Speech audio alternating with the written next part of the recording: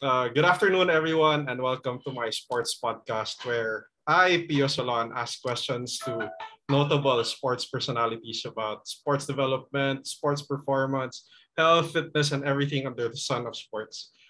Joining me today is one of the giants and the leaders in Philippine sports. As Winston Churchill once said, study history, study history. In history lies all the secrets of statecraft. And I guess that maxim applies to sports development. To introduce my guest, just a simple background. He's a former president of the Philippine Olympic Committee. He was the governor of Ilocos Norte, currently the mayor of Lawag. But those in the world of Philippine sport know him as the director of the project Gintong Alay Program, which was the golden projects for Philippine sports. Mr. Michael Keon, good afternoon to you, sir, and thank you for coming.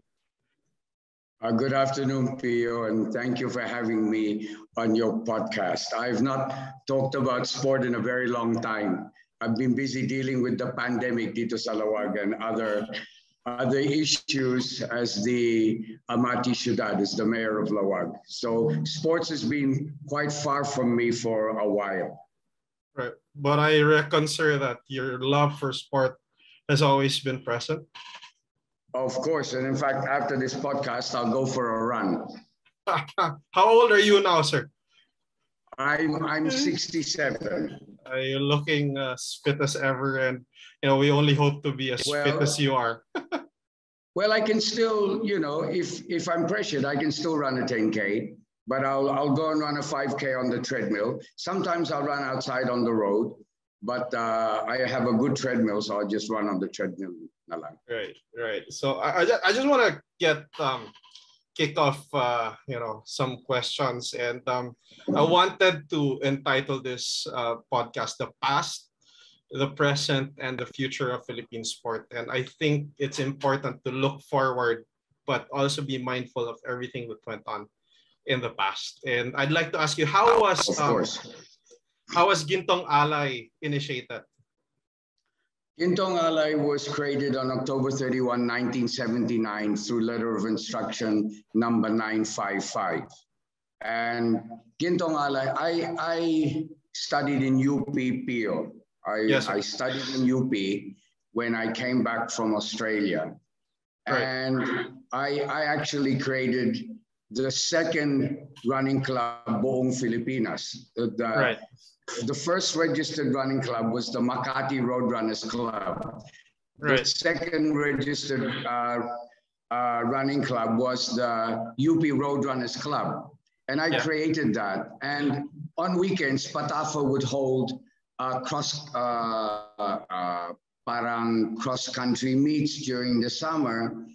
And I didn't appreciate the way they conducted cross-country meets, nor did the other participants. I mean, they held it around noontime at the hottest time of the day, and it was actually run very badly. So I felt, and my friends at the time felt, that because of my connection to the APO, to the president at that time, it would be a good idea to perhaps approach him about putting together a running program for runners. So initially, Gintong Alay was simply a running program for distance runners. And we relocated it in Baguio City. However, after a short time, we decided to expand it to include track and field. Right. Am I okay? Yes, sir. Okay. Yeah. To make it track and field. And then because of the initial success of track and field, within 6 months, I don't know if you remember our star athlete, Lydia De Vega. Yes. Who is the spring queen of Asia, who won double gold medals at the Asian Games.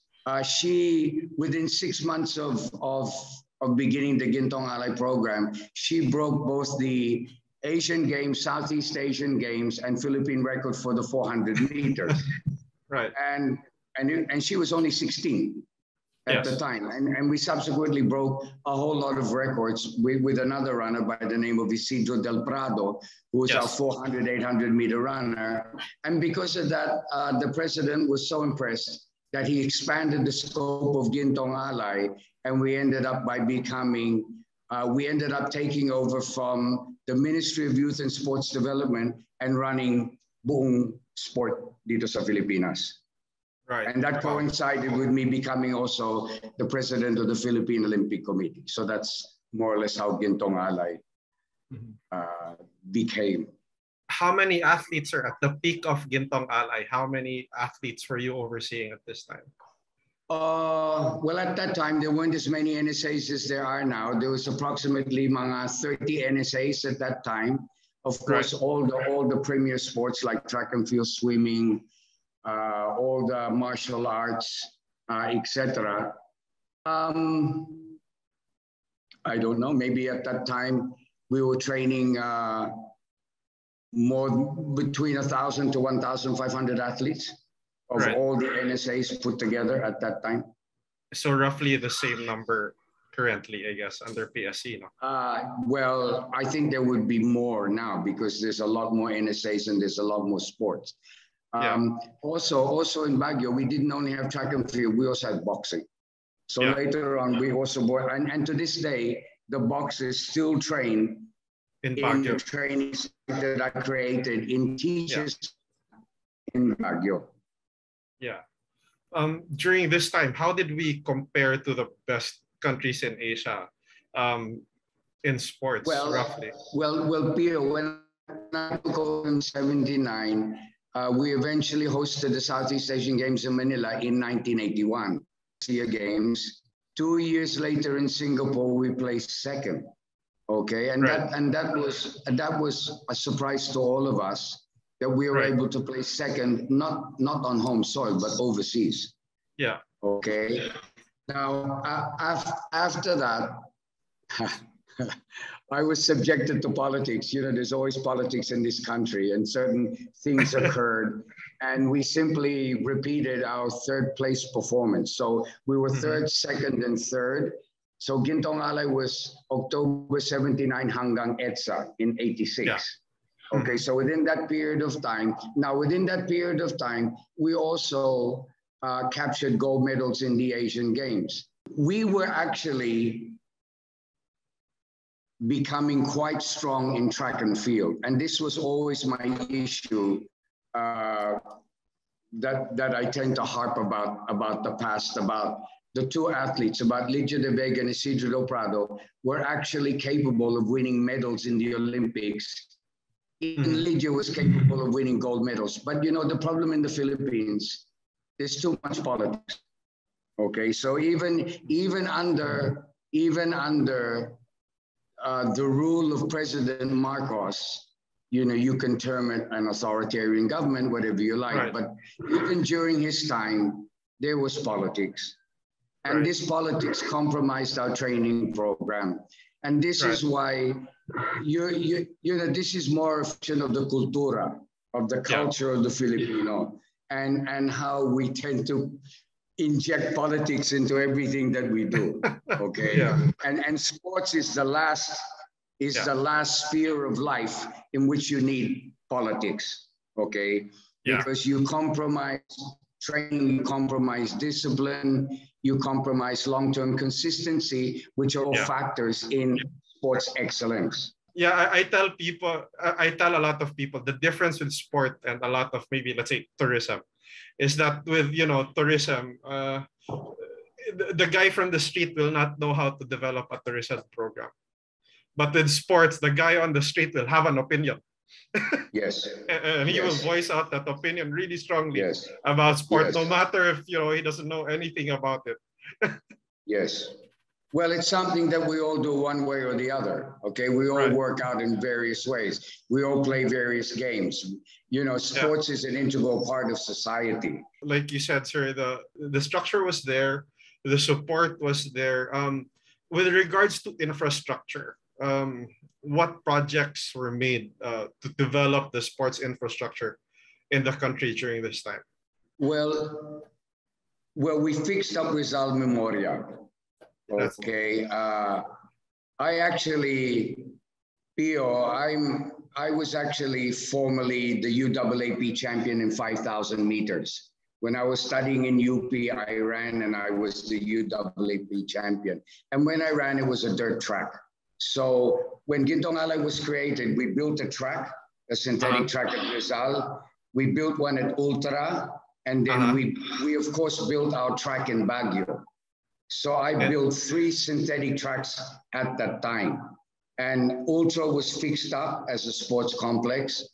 The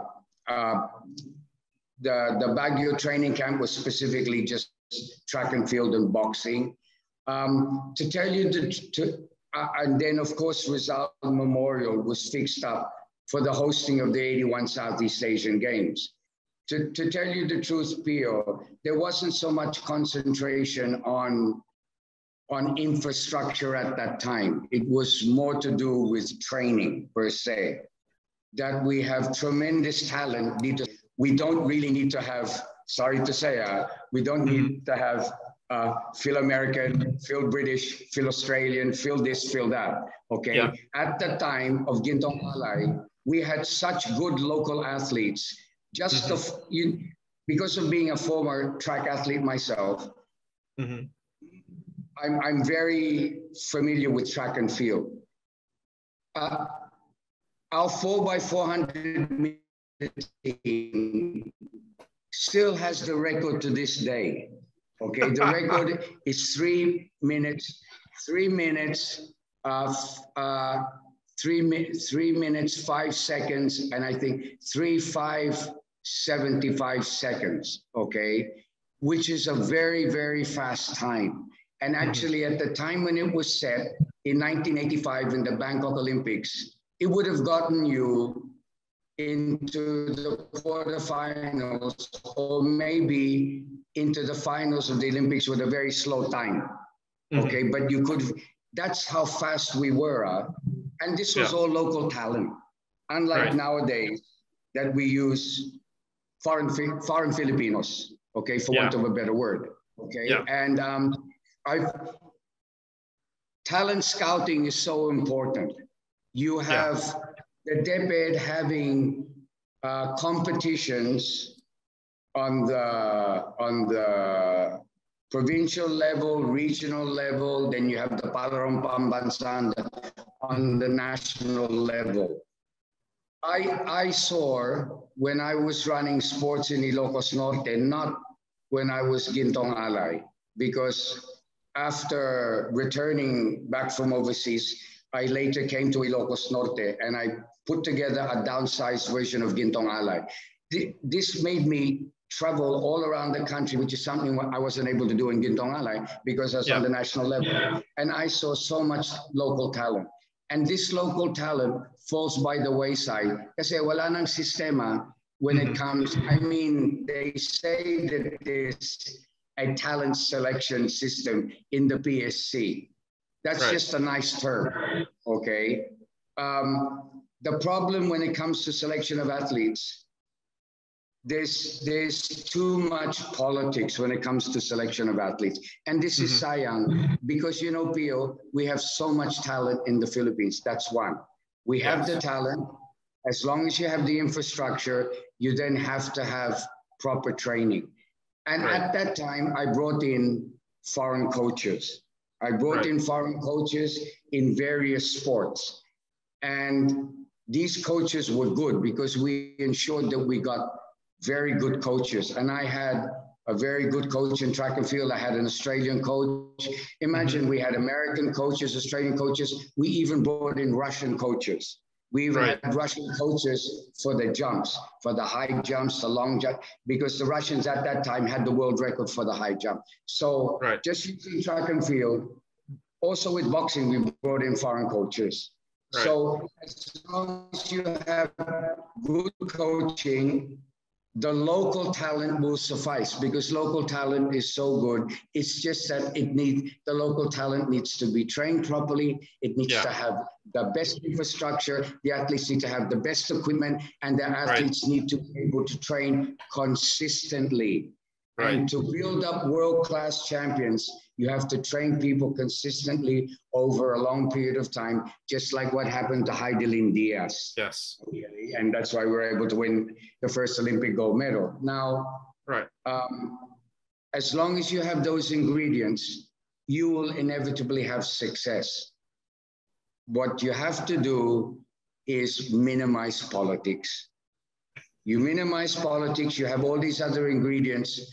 You know, we can really build up the Philippines as a powerhouse in sport. I mean, we used to dominate. That's why in track and field, imagine Pio, when we went to the Asian Track and Field Championships, we won a lot of gold medals. Right. And that's the Asian Track and Field Championships. Yeah. Okay. And that's not happening anymore. Right. In track and field, you only have Obiena in the Povo, okay, but who's doing very well, and he's local. In fact, I know Obiena even from before, okay? Yes. So Obiena is really good, but where are all the runners? Right. Wala pa. There are no runners anymore. Do you know why, Pio? Because they don't train in Baguio anymore. And the reason why we trained in Baguio is because it's relatively high altitude, so it's relatively cool, okay? Siyempre, lowland Filipinas is too hot. It's too hot. Yeah, you can't get the juice out. you. How can you get people to train for the marathon in the Philippines in the humidity, the type of climate that we have? It's mahirap. So what we did was we trained the athletes in Baguio, and in fact, many of our top runners came from the mountain provinces. Came from the Cordilleras, came from Bengues, okay, because of the high altitude. And this is why the Ethiopians and the Kenyans are so good, because they grow up and train at high altitude. What type of the support did the athletes receive from the Gintong Alay project? Because I remember anybody who came from Gintong Alay would say, we miss the good old days of the Gintong Alay. And it appears that it's just not happening now. But what was the type of support these athletes were getting during this time, sir? Well, in training, we always made sure that people were well fed, and we always made sure that people had vitamin supplementation, because vitamin supplementation is a key part of your training, okay? And people need to eat well. Food is fuel. Okay, so we concentrated on ensuring that athletes ate well, that athletes had vitamin supplementation, that athletes receive per dime. When we brought all of our athletes to Baguio, we cross-enrolled them in schools in Baguio, so everyone would study. In fact, people don't realize that during those times in the 80s, all of our athletes were studying. In track and field, they all studied in Baguio. They just didn't sit around. So they trained in the morning, they studied all day, then they trained in the afternoon. Right. Okay. And now that was just for track and field. For other sports in different areas, also boxing. You know, Pio, I was also the president of the Amateur Boxing Association of the Philippines. Yes. I was the president of ABAP, not just the president of PATAFA. And I had an interest in boxing myself because, for your information, I grew up in Thailand. I grew up in Thailand. A portion of my life, I grew up in Bangkok, Thailand, and I got into Thai boxing. Right. And my son, my namesake Michael, who lives in Australia, is a Thai boxer. He does Muay Thai. Okay, and he even goes to Thailand and trains in Thailand. So I have an attraction to boxing. Okay. I've been to the facility there. Excuse me? I've been to that facility in Baguio, sir. Maybe 2010, 2009. So yeah. Okay. Amazing. I don't know if it's still the same now. I have no idea. I haven't, I don't really deal with sport at this time. Sorry to say. Well, who knows? You spoke about the coaches, sir. You're bringing in foreign talents for coaching. What ways were there? Were there any possibilities for the transfer of the skills and the knowledge and the know-how our local coaches? Was this a plan? Absolutely. Absolutely. The foreign coaches did not train in a vacuum. The foreign coaches trained our local coaches. The foreign coaches always had our local coaches with them, studying their way of training, absorbing their training technique. We always did that. And that's why, you know, because of the fact that I was a former athlete, and Pio, you have to understand in track and field, I actually brought to the Philippines my former coach in Australia, whose name was Tony Benson. I took up running in Australia when I was in boarding school. I was in boarding school in the Christian Brothers St. Patrick's College in a city called Ballarat, which is about nearly 100 miles outside Melbourne. I studied there under the Christian Brothers. And being a boarder, I was held in the school. And I couldn't stand it. So my way of getting out of school was to go for a run. And in Ballarat, has a man-made lake called Lake Windaree, which is exactly 4 miles in circumference. And it's where the 1956 rowing competition was held for the 1956 Melbourne Olympics. And what we would do, what all the athletes in the different schools, they would run around the lake. The lake became the training ground. And I would literally go and run around the lake every day. And that's how I took up distance running. My coach at that time was my science teacher. His name was Tony Benson. He was Pan-Pacific gold medalist in 1,500 meters, Australian record holder in 1,500 and 3,000 meters. He went on to compete in the 1972 Olympics in the 5,000 meters. He was a very good runner. He was a sub-4-minute miler.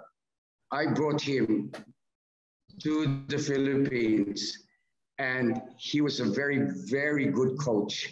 And it shows. It shows in Lydia de Vega and Isidro Del Prado. And even to this day, Pio, we have the 3,000 meter steeplechase record. And we're talking about more than 30 years that it hasn't even been broken, which is not a good reflection of the current training program, because records are meant to be broken. So not to be unbroken for more than 30 years. From Gintong Alay, sir, where did we begin to lose the plot? Well, after EDSA, you know, we tended to stagnate and go around in circles, okay? However, during the time of President Fidel Ramos, I believe it was 91, the Philippines hosted the games and only lost by 1 gold medal. I believe at that time, but the Philippines lost. And so, but that was a continuation of Gintong Alay. That's what everyone said. So between 86 to 91, there were still so many athletes who had been built up by Gintong Alay who were still medyo malakas. Okay. So, but then after that, that's when everything started to go downhill. And that's when we started to place 5th place, 6th place like that, no? And that, and I think, Pio, you know that I returned in 2005 as the national training director. Yes, for the Manila Sea Games. Yes, and where we came first. For the first time. And that's, and of course, when we hosted the SEA Games last time, we were also champions, diba? Yes, sir. So, Pio, we fluctuate. In Philippine sports, we fluctuate, okay? We go up and down, up and down. And, you know, it's just like Philippine politics. We go up and down, up and down, okay? It's the cultura, okay? And sayang, because, you know, we really have the capacity to really become a sports power. But you know what I'm saying. There really isn't enough long-term continuity. But I believe that with boxing, for example, you saw the fact that we won 1 silver and 2 bronze medals. And that performance was good. Okay. It's a well-managed program. Boxing, yes. Yes. Because it has an Australian coach. Mm-hmm. Okay. So, yes, you know, we went up and then sports went sort of fluctuated, but then it remained up in 91. Then it went down for a long time and then it went back up. And the fact that it fluctuates so much shows you that Philippine sports does not have the proper underpinnings. It doesn't have the proper foundation because it should never be based on personality. You should have a foundation already that goes beyond whoever is in charge of Philippine sport. Right. If you create a proper foundation, then it's not how good the president of the Olympic Committee is. It's not how good the head of the Philippine Sports Commission is. It's the system. You have to create a proper system, and that's where we fail. Right. And you were talking about all the politics in sport. I'd like to get your take. Well, I know you were the president of the POC, but you know, right now, there have been years where the PSC and the POC do not get along, and this compounded by the fact that you have NSAs who are errant in their duties and responsibilities. What's your take on that, sir? Yeah, well, you know, I mean, it's really ironic that I ended up by, you know, virtually, I mean, I was the youngest president of an Olympic committee, of a National Olympic Committee, buong mundo, when I became the president of the Philippine Olympic Committee at the age of 27. I was later surpassed by the Crown Prince of Qatar, who became his president of the Qatari Olympic Committee at the age of 25. But anyway, so I was the president of the POC. I was the head of PATAFA, the head of ABAP, and the executive director of Gintong Alay. So I virtually controlled both the governmental side of sports and the NGO side of sports. Right. At that time, being quote unquote an authoritarian government, I sort of had things pretty much under control. Right. Okay. However, I was still subject to politics. What more when, you know, post Marcos era, okay? Right. It's hard. The politics within Philippine sports has always been very hard. I've really noticed that. Okay, and this is what I have said to you, and I'll say to you again. This is what stops Philippine sports from flourishing. Yeah. Okay, and sana, I said this before, and I've said this many times. Okay, I've talked about this previously with national sports figures, and I'm saying it to you now, Pio. You just have to create a proper foundation and leave that foundation alone.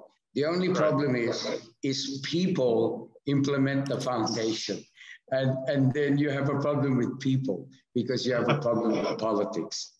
Okay, which is really sayang. Yeah. And they always say that the sports is, you know, it's just a reflection and a mirror of the society wherein it exists. And, absolutely. You know, we're just so politicized. And this is why you look at countries like, okay, you look at communist countries, look at China, Russia, Cuba. Cuba, yes, exactly, Cuba. You have discipline, okay? You have control. You don't have politics because they're communist countries, okay? And then you have the first world countries that have the systems that I'm talking about, which are not dependent on who's in power. So you have you have a proper foundation in the United States, a proper foundation in the United Kingdom, proper foundations in Australia. Okay, diba? And certain countries in Europe. This we don't have. Right. Okay, because whoever's president assigns people to run Philippine sport. Right. And it all becomes political. Yes. Okay, and it just keeps on repeating itself. It's so redundant. It goes round and round and round. And that was one of the reasons why I actually sort of went away from sport. Because being there, done that, you know, I know the solutions, and I've said it so many times, but it falls on deaf ears. I mean, people aren't listening. Okay. Yeah. Can these issues be solved in a term of one president, sir? Well, you know, you have to admit that under President Duterte, to a certain extent, you know, we did relatively well. Okay, I mean, we were the host and we won the Southeast Asian Games. By the way, the difference between 2005 and the last Southeast Asian Games here was that 2019. Yeah, we had double the sports. Right. Okay. There was double the sports, and because of that, there was far more medals at stake than during our time. Right. So, and the 2018 Asian Games, we did well as well. Yes. Yeah. Yes. But you know, anyway, if you look back with hindsight and you look at all of our athletes, we really have had great athletes. Okay, and it's always the system that tends to bring the whole system down. It's just the system. It's not the talent. We have such good talent dito sa Filipinas. That's why I keep on saying you don't need, kasi it's much easier to go overseas and to look for genetically empowered athletes overseas. Yeah. Okay. It's much easier. You don't have to talent scout. You don't have to train athletes. You don't have to have a strong system here. You just look for talent overseas. That's all you do. And that's you just look at Olympic trials, and then you see if they look Filipino, then maybe try to court them. Exactly. So that's just, I'm sorry, that's just that's not a very productive way of, you know, implementing a full-time sports program in your country. Okay. It's like trying to win the lottery without any doing any development, you know. Exactly. Exactly, Pio. Exactly. Yep. What do you think of, well, this, I guess, a political question, but what do you think of what's happening with Obiena and the PATAFA, sir? You know, I'm so busy that most of the time I'm not sure. But they were arguing about, what was they arguing about? About the sweldo or about the incentive or something? Yeah, something about paying the coach. I'm not sure. You tell me. Pio, you tell me. I'm not that sure. Well, PATAFA came out with a statement against Obiena, saying Obiena did not liquidate funds at the right time because, you know, the coach approached the management of PATAFA saying Obiena did not pay, but this was refuted by Obiena's coaches. So we don't know who's telling the truth. PSE wanted both sides to stay silent on the issue because it was going out in media. But it came out on Facebook and it came out on television. And I saw that. Yeah. And in Obiena's side, he was saying stuff like, you know, these are millions of pesos, and why am I the one supposed to liquidate this? You know, why can't the NSA or the PSC pay our coaches directly? Why does the NSA have to give money to me, and then I have to pay my coach, get a receipt, have that receipt liquidated for co-op purposes? But basically, well, I think it might be also because Obiena is not in the Philippines, that he's moving around. Okay, he's traveling around. So, syempre, if he then receives money, it's also incumbent upon him to liquidate it, diba? Yeah. But maybe, you know, he's busy concentrating on performing. He's busy concentrating on traveling. So it's also hard for him to do that. So it's simply the way they're doing it. That's a problem. Yeah, that's the argument being made. And this is, I believe, this is the first time that we've had an athlete, especially in athletics, traveling around, competing in various world championships around the world. Parang we've never had that before. Okay. Right. Before, during Gintong Alay, the team would go and compete in various championships.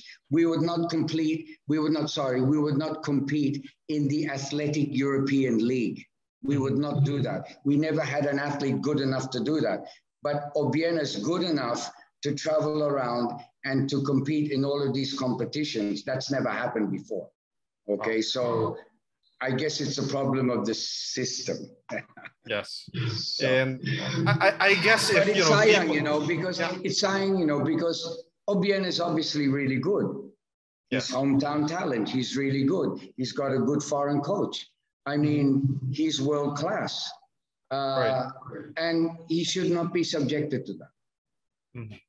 The NSA should work things out, because they should be proud that they have this guy who's, imagine competing in all of these very sophisticated European athletic competitions, and you have a Filipino there. I mean, that's fantastic. I mean, that never happened even during my time. Okay, so sayang. That says something about the mettle of this kid. And there were news reports here 2-3 years ago that this kid would actually show up in Europe, and the cash hasn't been transferred to his bank account yet. So when he gets to a city, he gets to an airport, goes to an ATM, and I'm not sure if I'm remembering this correctly, even just from memory. He'd go to an ATM and check, oh, there's no funds. So how do I get to the hotel? So he'd just bring his pole, start walking. Really? Yeah, and this was in the news somewhere. So. I didn't know that. I didn't know that, and that's really a pity. And that just shows you about our system. And but to be fair, I guess in the past few years we've been doing quite well. I mean, from 2016 Rio Olympics, we had a silver medal. 2018 Asian Games, we did well.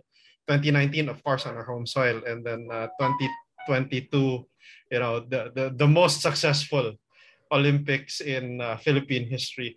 How do you think we can build up on all of this success? Well, at the risk of being redundant, it's creating a system, okay? And I say that over and over again, because sports is as good as your system. People have to understand that athletes are not created overnight, even though they try and do that by looking for athletes overseas, okay? You have to train athletes over a long period of time. Do you know that in 2005, Pio, we actually brought our fencers, the fencing team, to China, and they trained with the Chinese fencing team.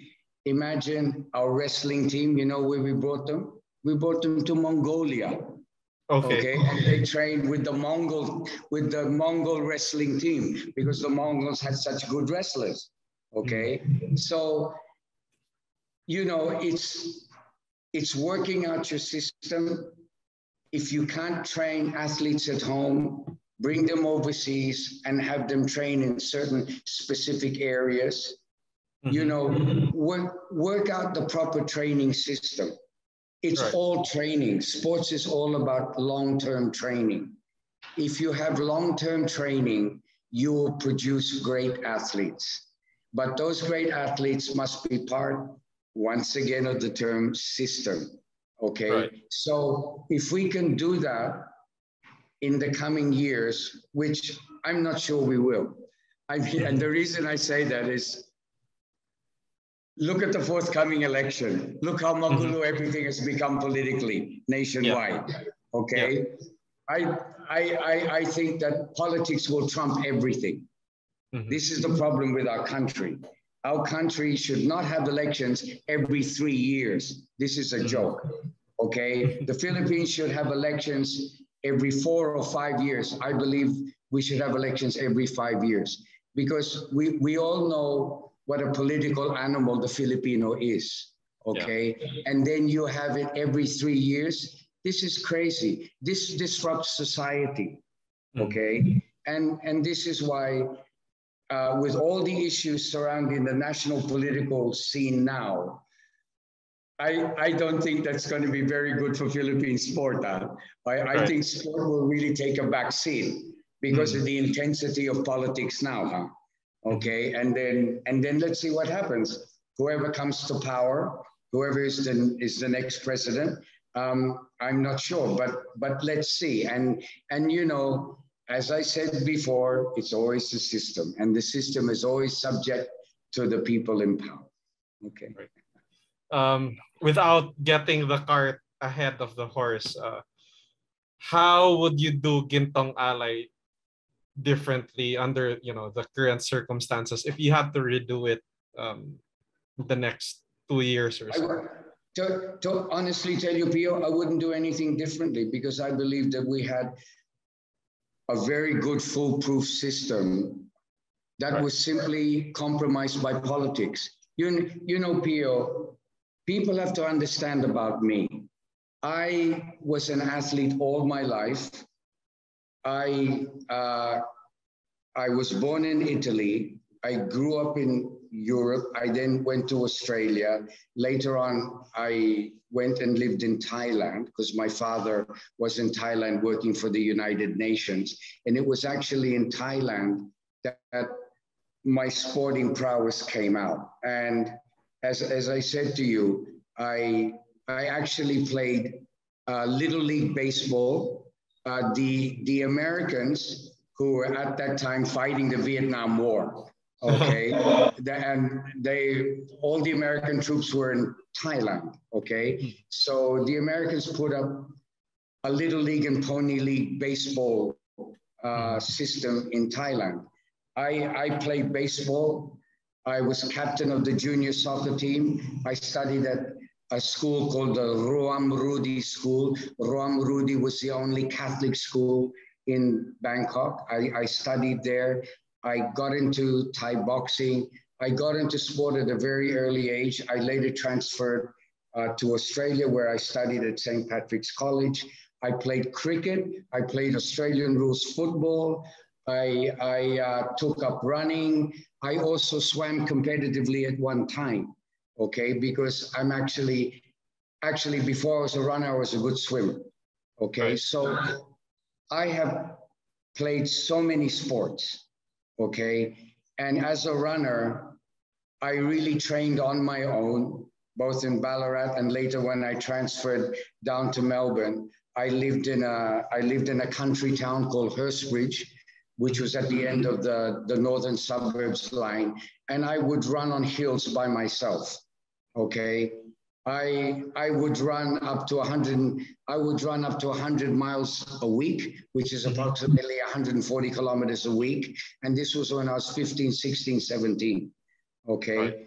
Right. I had a great love of sport. And because of that, I have a great understanding of the human body and how you use your human body to bring out the best, okay? And it all has to do with training, okay? You can have the innate talent. All great athletes have innate talent. Without that innate talent, they won't become Olympic medalists, gold medalists, national, international champions. You take that innate talent and you build upon it. Right. That's how you create champions.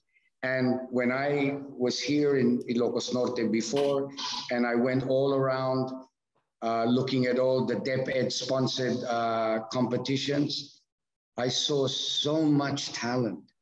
You know, even down south, there's a lot of talent. Even in the Cordilleras, there's a lot of talent. And I've seen it all. We have so much innate talent. It's just that the system fails it. And it's really sayang. You don't have to change Gintong Alay.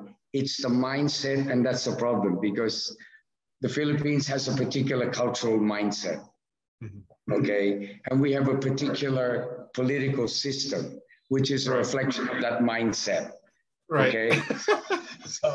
so that's the problem, Pio, okay? But for me, I felt that Gintong Alay and the formula that we created Gintong Alay because I had very good people, Tony Benson, and I had coaches from Oregon, and I had good people with me who really studied sports, and we really reached out to many different sports committees in different countries and worked with them. In fact, you know, Pio, that at one point, the Gintong Alay Program in the Philippines, many Southeast Asian countries came to the Philippines and kept on asking me and kept on asking us about the Gintong Alay system. We had people come from Malaysia. We had people come from Singapore. We had even people come from Burma, which is now Myanmar. We had people come from Burma asking us about the system. And the most important thing for track and field was the altitude. Okay, when it comes to distance running, the most important thing is altitude. That's why all distance runners now, buong mundo, train in altitude. Okay. Right. And I know that during the Gintong Alay program, there were also a lot of weightlifters. I mean, weightlifting was even ubiquitous. Yes, weightlifting was relatively good at that time. Okay. Heidi Lynn Diaz obviously stands out. Okay, she was special. Okay, she broke through the system now. Okay, but yeah, weightlifting was good, boxing was good, track and field was good. Our martial swimming was good. What's her name? Who's the woman who is on? Excuse me, I'm just talking to somebody, Pio Sandalila. Sure. Who is the Christine Jacobs? You know Christine Jacobs? Yes. Christine Jacobs was my athlete. Right. Did you know that? I did not. Christine Jacobs was one of our top swimmers. And she won maraming gold medals in the SEA Games. Okay, and we had very good swimmers, okay? And we also had very good tennis players. And I forget the names. We had very good tennis players. If Gintong Alay had kept on going, Gintong Alay would have reaped tremendous benefit for Philippine sport. And it was the way everything was structured. And it was because, you know, you had good people who really understood sport. The problem in the Philippines is that you get politicians being placed in positions in sport. Okay. And you have politicians using sport for political purposes. Okay. And this is sayang because most of these people don't understand sport. Okay. They just use sports as a political vehicle. Yes. Okay. And that's really sayang. Okay. It's always important to have former sportsmen or sportswomen to run positions in sport because they understand. They understand what it means to be an athlete and what an athlete has to go through. So they understand the mentality of an athlete. But it's true. It's not always the best athlete that makes the best sports bureaucrat. Okay, it could be such as yourself, Pio.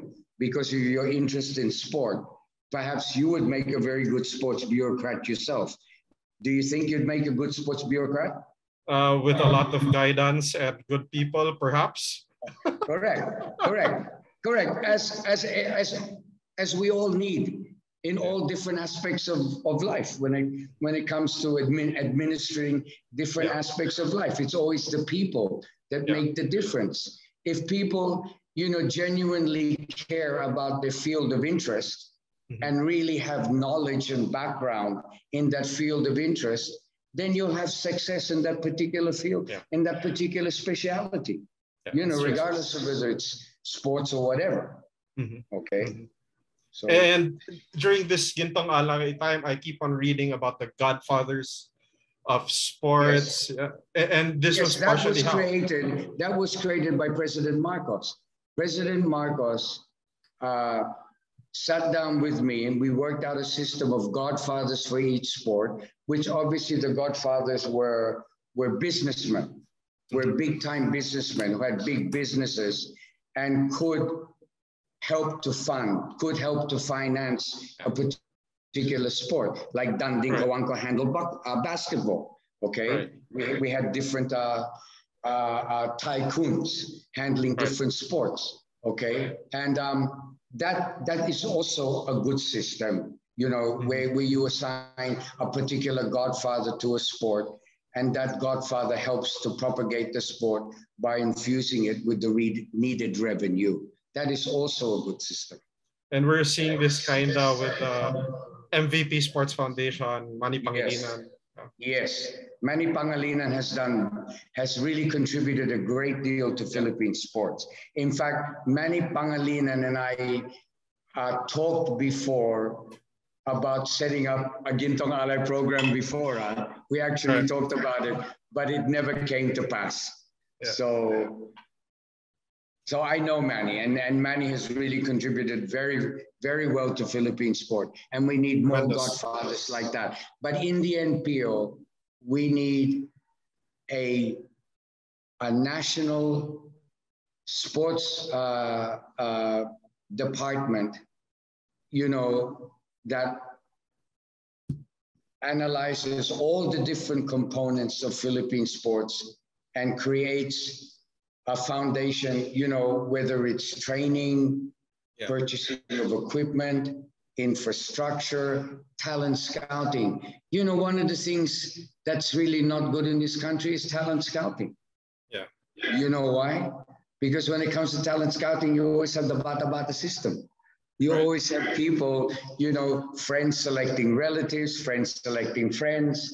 You know, that's the system in the Philippines. And this is what I see that over and over again.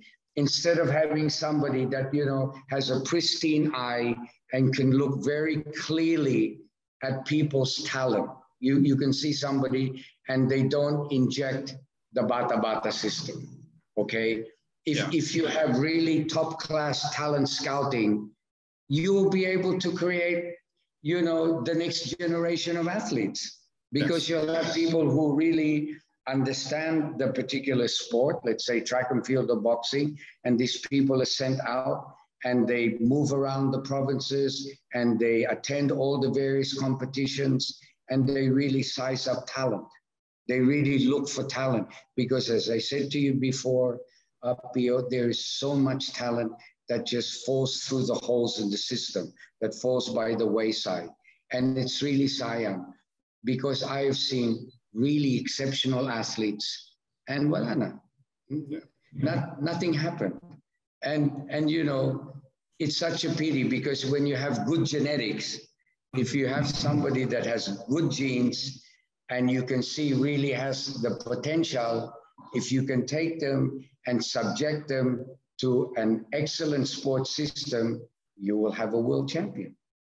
I was speaking with one of my friends here, and he was saying that, you know, Pio, unless the purchasing power of the average Filipino improves, it's going to be very difficult to build sports. Do you agree with that notion, sir? Well, yeah, you know, the problem with the Philippines is a disparity in wealth, okay, in the Philippines. This affects all aspects of society. You know, I've been governor, I'm now the mayor of Lawag. You know, Pio, this is actually one of something that I've concentrated on. I've concentrated on helping the indigent sector. And the reason I say this to you, Pio, is I'll share something with you. When I grew up in Australia, after boarding school, I went and lived with a family who were friends of my father. I subsequently had a falling out with the family, and I went out on my own. I was 17 years old, okay? Right. And I went out on my own, and I had no money, and I was nakakahiya, and I didn't tell my father, and I didn't tell my mother. My father was in Thailand at the time, My mother was vice governor of Ilocos Norte. I worked at a very young age, okay? And so at a very young age, it was embedded in me. If I didn't work, I didn't eat.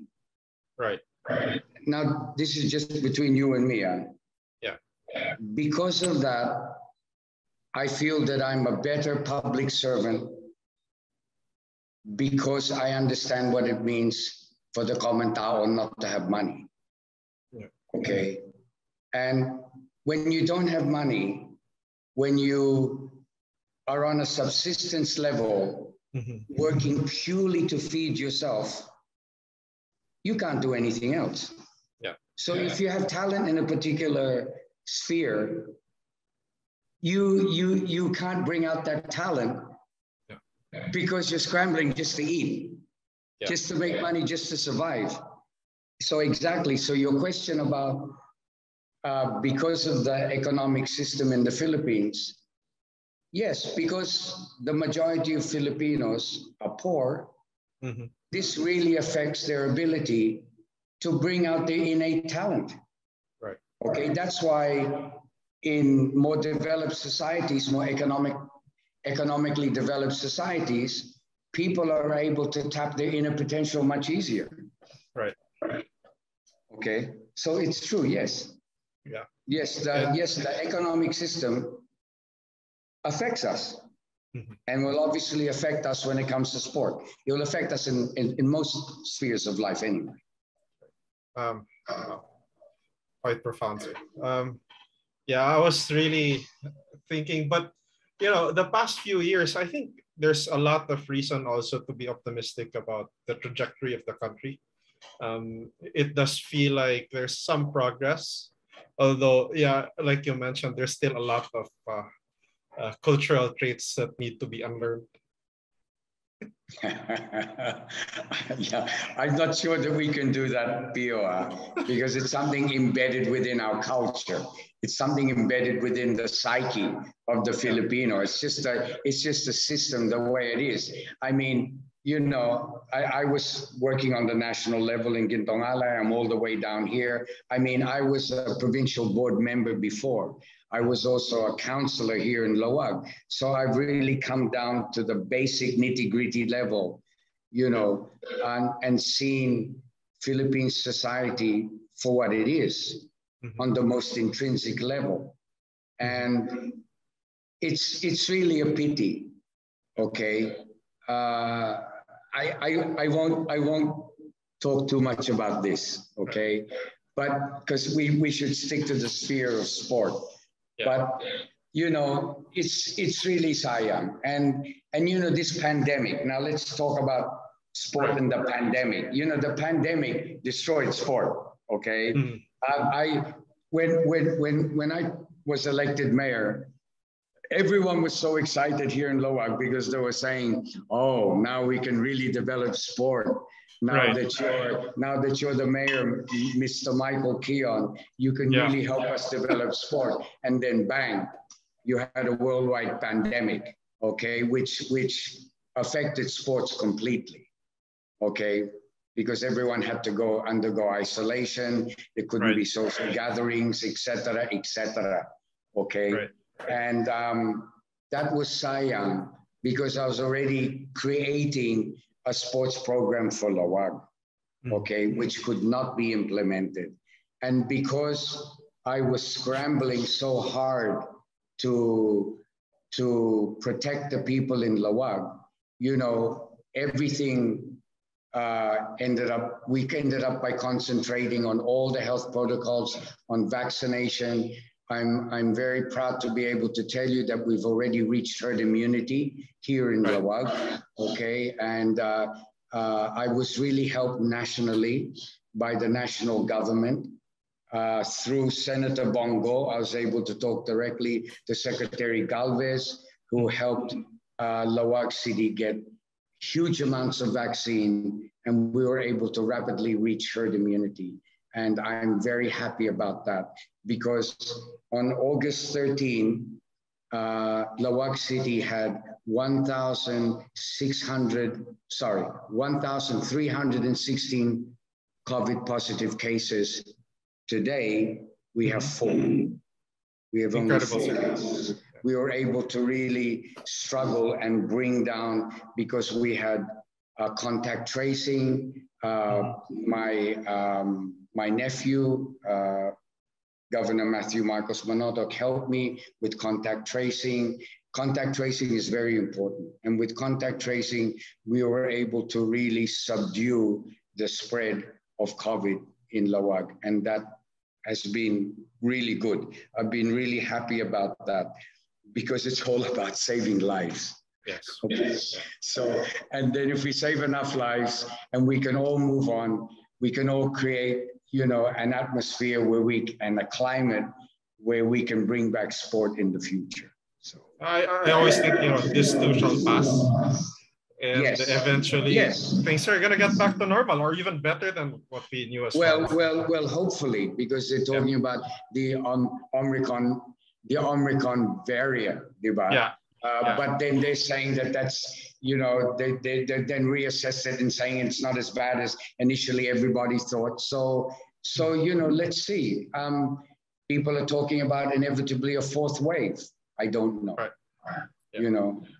We're just gonna stay tuned. Yes, and I would really like life to go back to normal because I'd really like to be able to really put together a nice sports program here in Lawag. Right. And thinking nationally, sir, you're talking about Lawag, but what should be the role of the national government in, helping LGUs start the sports development? Should there be a national framework and then contextualized to the level of the LGU? How do you think it's supposed to happen? Yes. Well, it's always been Department of Education that has put together all of the local competitions for the selection of athletes that eventually go to the Palarong Pambansa. And so you have provincial meets, then you have the regional meets, like here in Region 1, you have the IRAA, which is now the RIAA, which is the Region 1 athletic meet. And then you have all the various, diba? And then during my time, imagine there was even the Mindanao Games during our time, where our athletes would actually go to Mindanao and compete there. And actually, we would even dominate the Mindanao Games. Our athletes were so strong compared to the athletes from Mindanao, at that time. And the national government, because this was also something that was important. Because of the disparity in wealth in our country, people have also used sports as a means to climb the economic ladder. That's why if people had talent, people could then be part of a training system that could help them overcome their impoverishment, and help them climb the economic ladder through using their sports talent. And this is why sports should really be used as a means to economically empower people.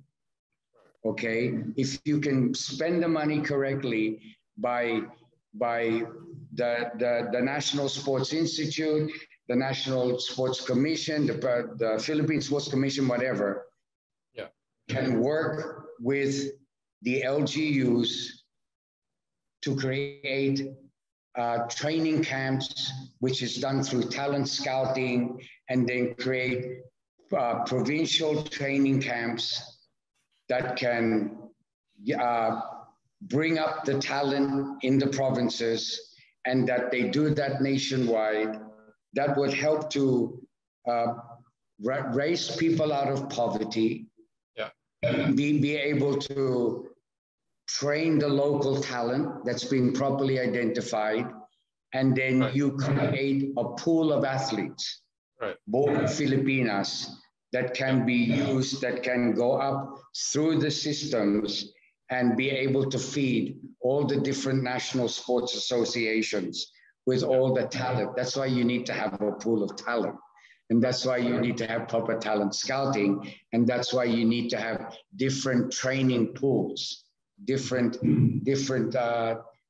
training, training pools in different LGUs, cities, municipalities, provinces. And these training pools then feed the national pool. Okay.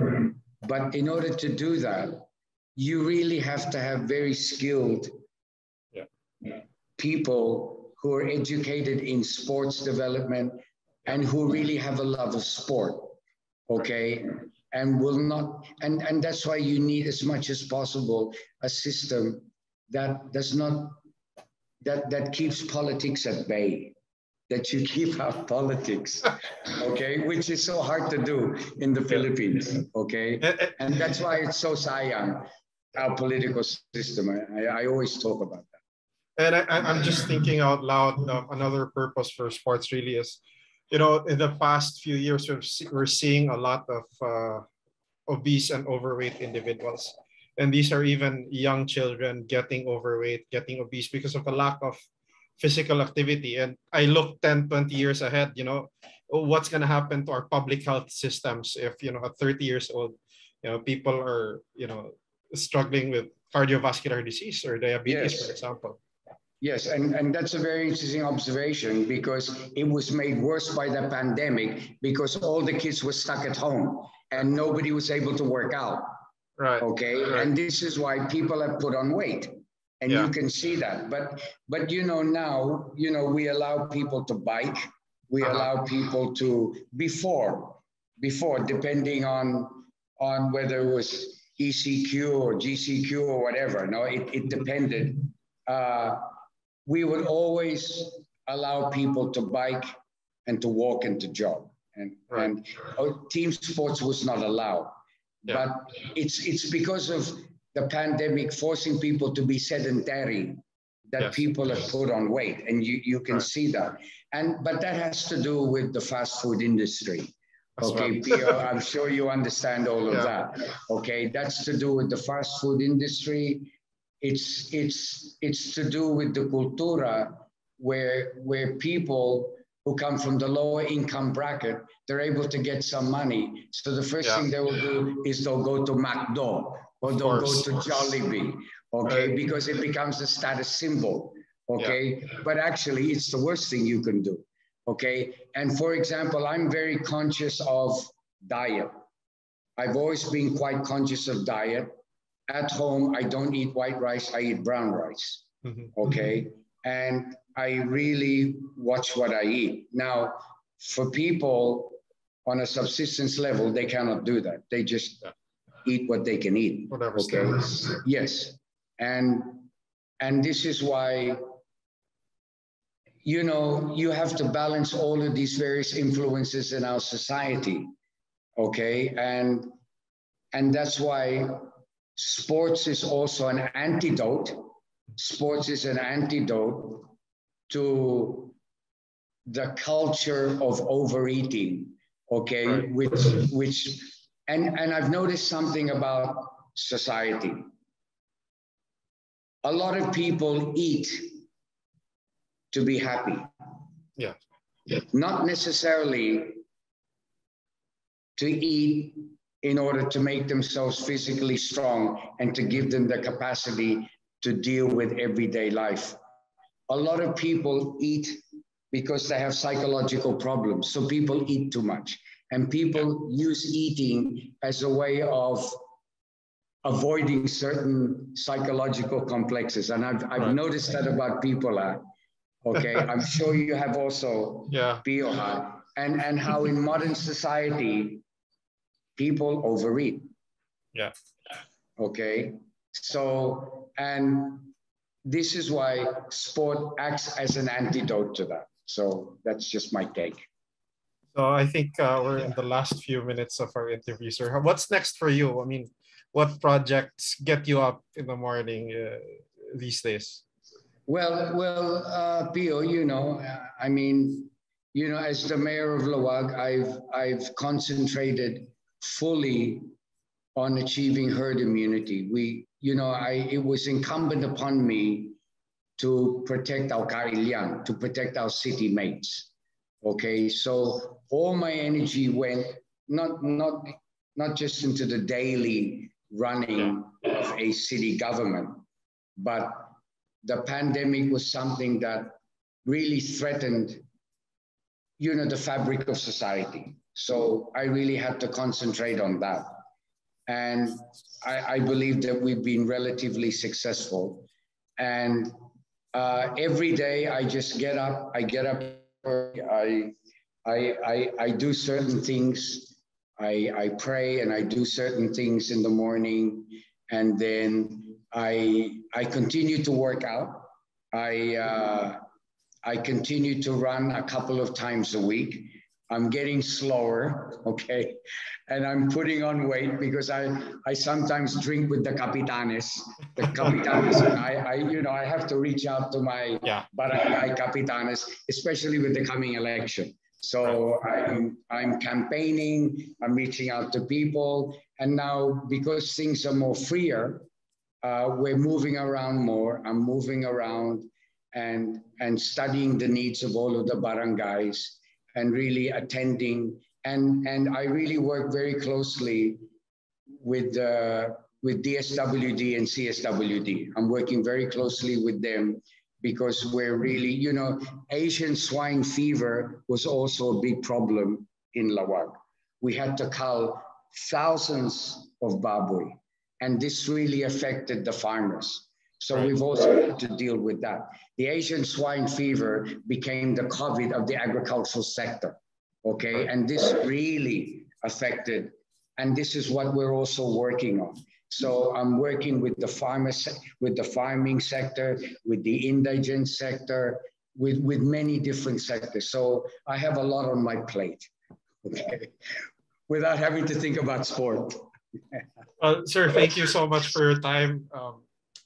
For me, I just feel like, coming from this talk, I now have so much ammunition in my head that in case I get to a point that I'll have to use it, then hopefully we create a strong system for sports you should get involved in, where do you live? You live in Cebu? I'm a Cebuano, sir. Yes. Okay. But you're living in Cebu? I'm living in Cebu. In metropolitan Cebu? Yes, Cebu City. Or Cebu City. Why you can't get involved in the sports program of Cebu City? You can't get involved in the sports program of Cebu Province? Who knows? But we've tried in the past, and we've really offered several times. We've done pro bono coaches education so many times. And tell me, Pio, where did you study? I came from the University of the Philippines, sports science. From UP? Yes. So you studied in Diliman? Yes, sir. There you go, like me. We both studied in Diliman. Okay. And at some point, what did you take up in UP? Sports science. And I'm doing my master's now in international health. You're doing your master's in international health? Yes. Very good. And at some point, we've helped several times in sports in Cebu, pro bono, coaches education, and the like a few years back. And at some point, they said, this is getting too political. I have better things to do with my time. So you've seen the system up close when it comes to politics. And for me, well, I guess it's just me, because I grew up here, and I knew everyone. I knew the people. They knew me. They knew what I was about. But after finishing my degree, I was looked at as an outsider. So why? Because I had a different education, and because of that education, I guess I had a different way of doing things, and I was a lot younger. Did you ever live and study overseas? No, I haven't. But I was Cebu. Because your English is so good. I'm just curious. Thank you, sir. But I was trained well by my grandparents. I lived with my grandparents. Okay. And I have quite a colorful sports history as well. I was a swimmer. And, really? Okay. I was under a Japanese coach at the age of 10. I was already getting up at 4 in the morning. Okay. to train. And then I Okay. would go to school and then go back to training, which is quite normal. Okay. I think if you want to excel in sports, Okay, you so have to you be understand imbalanced. that. Yes, Yes, exactly. yes, So you understand that. Okay. yes. And I have a certification, an Australian Strength and Conditioning Association level 2 certification, which is the minimum if you want to work with an Olympian. Okay. Right. Okay. So, but now I'm doing this. I'm also a sports administrator for a Southwestern University based in Cebu. Okay. So, and we also have our own business, Epic Performance and Fitness, where we provide solutions, fitness training, and the whole 9 yards, corporate fitness, and all of You that. know, my son living in Australia, he's a fitness first trainer. Wow. My son. Right. Yeah. Small world. Well, Yes. I love Melbourne. I wish Have I you could go been? back soon. I've been. It was our last trip before the pandemic. I asked you if you got, so you hadn't lived overseas, Yeah, but you've traveled overseas. we You've visited. traveled. Yes. Okay. Yeah. So you went to And Melbourne. I went to Melbourne. Got caught speeding in Melbourne. Okay. And Yeah, they're very serious here. The police are very serious. we went 4 kilometers per hour. Where did you stay in Melbourne? We stayed. Well, I forgot, but we went around the CBD. Okay. I was able to drive the Great Ocean Road. Oh, really? Had a good time. Okay, very good. I drove inside the CBD, sir, with all the hook turns.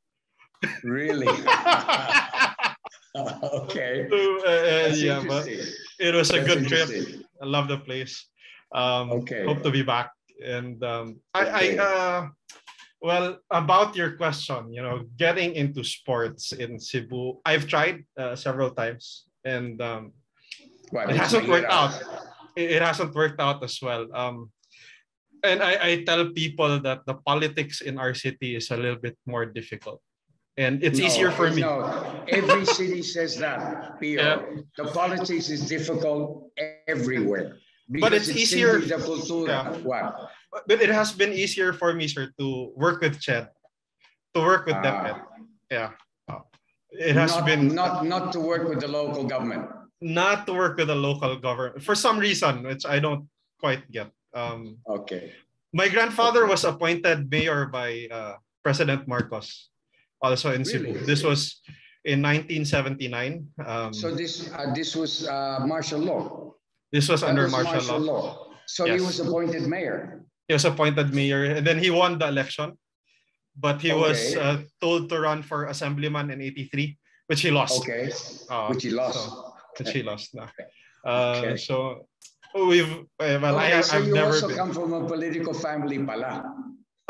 Well, not really, because my grandfather was just appointed Undersecretary of Health.